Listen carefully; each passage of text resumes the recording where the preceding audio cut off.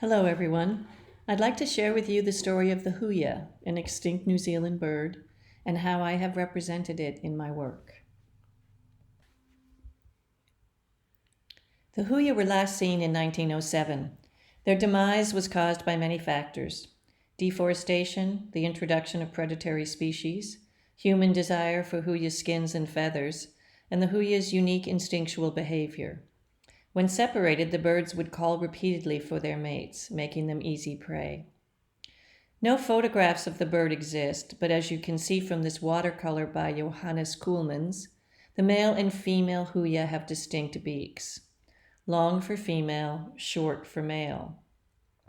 The male would hammer a hole in a tree trunk with his chisel-shaped bill, and then the female would use her long tweezer-like bill to reach the grub burrowed inside.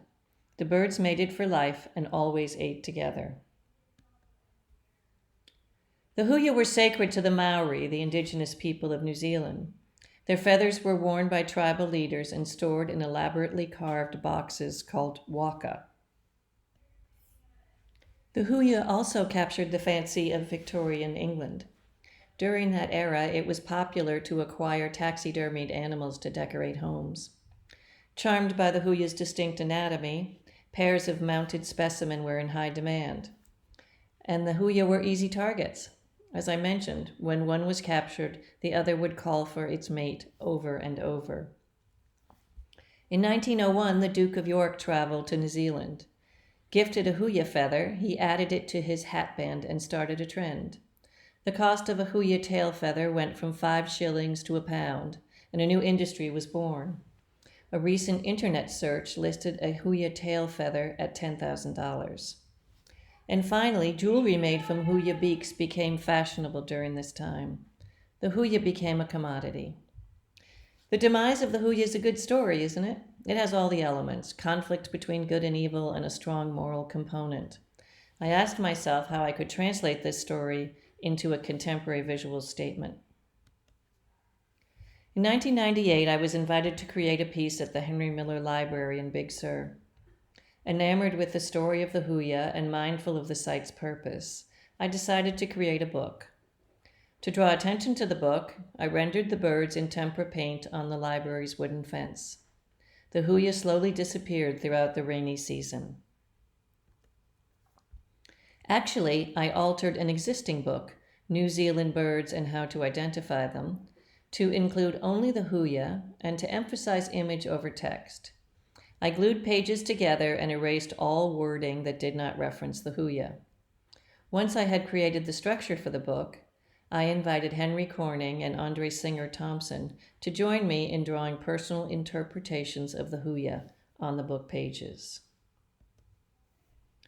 Next, I started recreating the Huia from branches and wire. It seemed fitting to construct replicas of the birds from elements of their destroyed habitat. I was invited by Renee DeRosa of the DeRosa Center for Contemporary Art to make something for a show at the Atrium, a space at 600 Townsend Street in San Francisco. Once again responding to site, I created an installation about the Huia that spanned the interior and exterior spaces. Desk chairs facing the glass wall held Huia books. Painted images of the birds spanned the windows, and sticks and stone sculptures of the Huia lay outside. At the British Library in London, I discovered Life Song, a cassette tape of extinct and endangered birdsong. On the tape, the sound of the Huia is recreated by British composer David Hindley.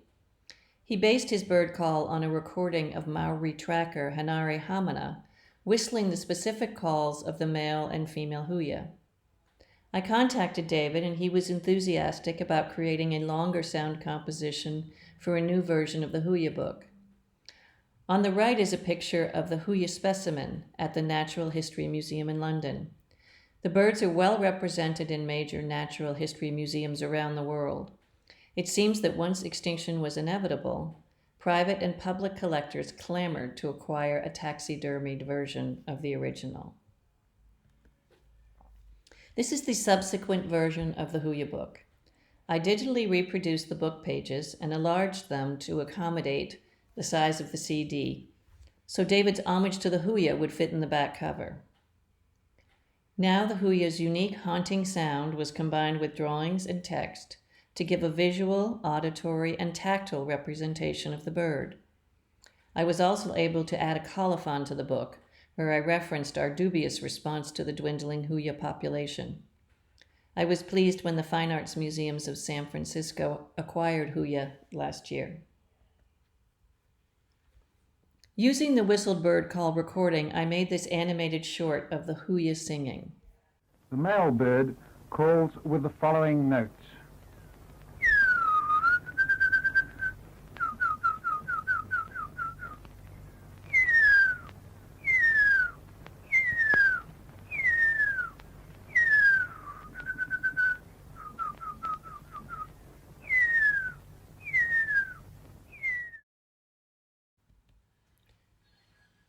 I uploaded the film to YouTube in 2015, where it has been viewed over 3,500 times.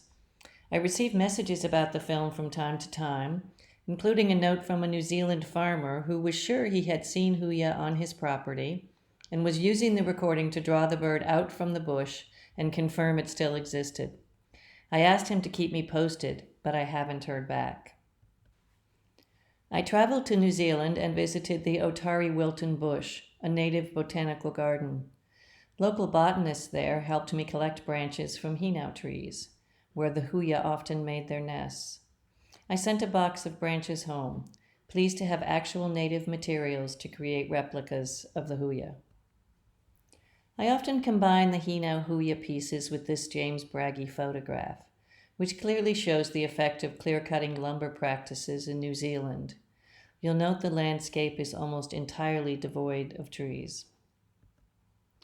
Finally, the most recent iteration of the Huia story, which is a freestanding piece including many elements from previous work. On the floor is the Braggie photograph of a clear-cut New Zealand landscape in the late 1800s.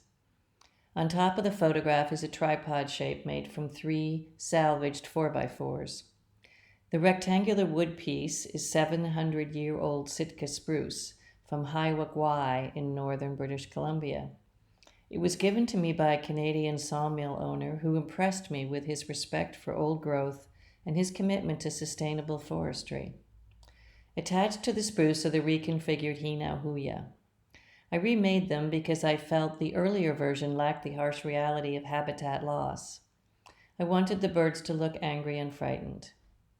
Needing additional material, I used branches pruned from the New Zealand trees in the San Francisco Botanical Gardens.